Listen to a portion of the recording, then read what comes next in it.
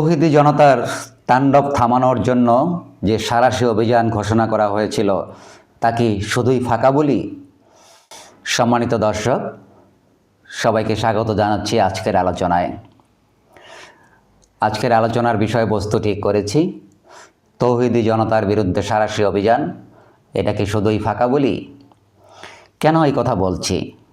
আজ থেকে প্রায় 2-3 সপ্তাহ আগে যখন বাউলদের বিরুদ্ধে বাউল সঙ্গীতকে কেন্দ্র করে, বাউলদের একত্রিত হওয়াকে কেন্দ্র করে তৌহিদি জনতা ব্যাপক তাণ্ডব চালালো সারা দেশে, তখন সরকার, আমাদের স্বরাষ্ট্র মন্ত্রণালয়ের মাধ্যমে ঘোষণা করা হলো যে তাদের বিরুদ্ধে সাঁড়াশি অভিযান চালানো হবে।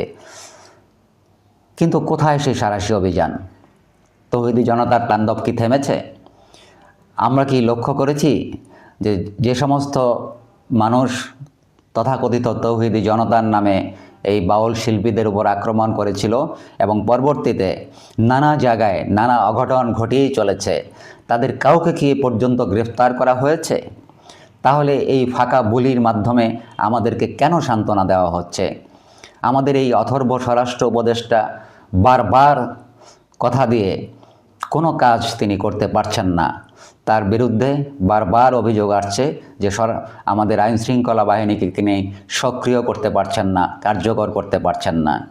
আমরা এর মধ্যেও দেখতে পেলাম যে একজন মানুষকে ধর্মীয় অবমাননার নামে তাকে আগুনে জ্বালিয়ে পুড়িয়ে মারা হলো, অথচ সেখানে হাজার হাজার তথাকথিত তৌহিদি জনতা দাঁড়িয়ে খেলা দেখলো, তামাশা করলো, মোবাইল দিয়ে ভিডিও করলো। যদিও সরকার দাবি করছে 7 জনকে তারা গ্রেপ্তার করেছে ঘটনার 3 দিন পর, কিন্তু এই যে প্রকাশ্যে এই ধরনের একটি ঘটনা ঘটল, এটি মিনিমাম কোনো সভ্যতা যে সমাজে আছে, মিনিমাম কোনো সরকার যে সমাজে আছে, সেই সমাজে এ কি সম্ভব? কোথায় সেই তাহলে সাঁড়াশি অভিযান? সাঁড়াশি অভিযানের নামে আমাদের সাথে যে প্রতারণা, যে তামাশা করা হচ্ছে, তা নিশ্চয়ই আমাদের কাছে কাম্য নয়।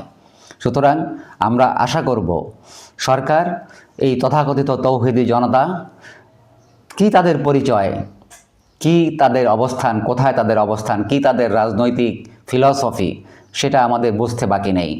তারা আসলে চাচ্ছে বাংলাদেশকে এমন একটি জায়গায় নিয়ে যেতে যাতে আন্তর্জাতিকভাবে আমরা একটি জঙ্গি রাষ্ট্র হিসাবে চিহ্নিত হই এবং তার মধ্য দিয়ে আমাদের যা বহির্শত্রু আছে, আমাদের যারা প্রতিবেশী শত্রু আছে, তারা যেন আমাদেরকে সেই তকমা লাগিয়ে আমাদের যে বিতাড়িত আওয়ামী ফ্যাসিবাদ, তাদেরকে পুনর্বাসনের কাজে সহায়তা করতে পারে। আলটিমেটলি সেই কাজটিই তারা করে যাচ্ছেন। যদি আপনারা এইসব মানুষগুলির অবয়ব, মুখমণ্ডল এবং তাদের যে পোশাক পরিচ্ছদ যদি খেয়াল করেন, তাহলে দেখবেন যে তারা একটি সুনির্দিষ্ট গোষ্ঠীতে বিলং করে।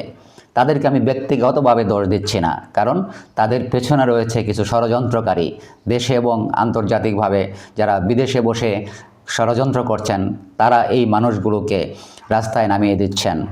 এই মানুষগুলো হয়তো জানে না যে তারা এমন কাজ করছেন যে কাজের জন্য তাদেরকে 5 বছর বা 10 বছর পরে পস্তাতে হবে, আত্মসমালোচনা করতে হবে, তাদেরকে নিজেদের চিন্তায় ভুগতে হবে যে আমরা যে কাজটি করেছিলাম সেই কাজটি সঠিক ছিল না। কিন্তু এখন তারা এই কাজগুলি করে যাচ্ছেন।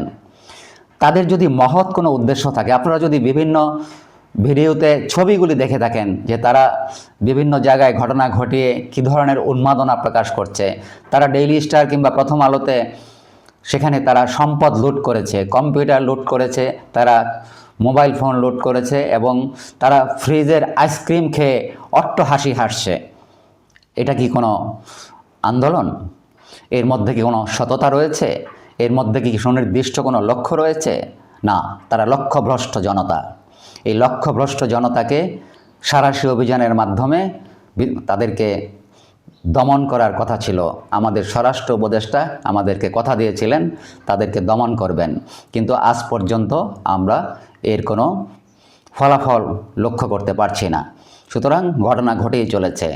অতএব আমরা জোর দাবি জানাচ্ছি, অনতিবিলম্বে এই সমস্ত তথাকথিত তৌহিদি জনতার নামে যেন কোনো জমায়েত, সভা, সমাবেশ বাংলাদেশে হতে না পারে, তারা মানুষের স্বাভাবিক জীবনধারাকে বাধাগ্রস্ত করতে না পারে, মানুষের স্বাধীন মুক্ত চিন্তাকে বাধাগ্রস্ত করতে না পারে, সেই ব্যবস্থা অনতিবিলম্বে গ্রহণ করতে হবে। তা না হলে দেশ নিশ্চিত ধ্বংসের দিকে এগিয়ে যাবে। এই ব্যাপারে আপনাদের যদি অন্য কোনো মতামত থাকে তাহলে কমেন্টের মাধ্যমে আমাদের সাথে শেয়ার করতে পারেন।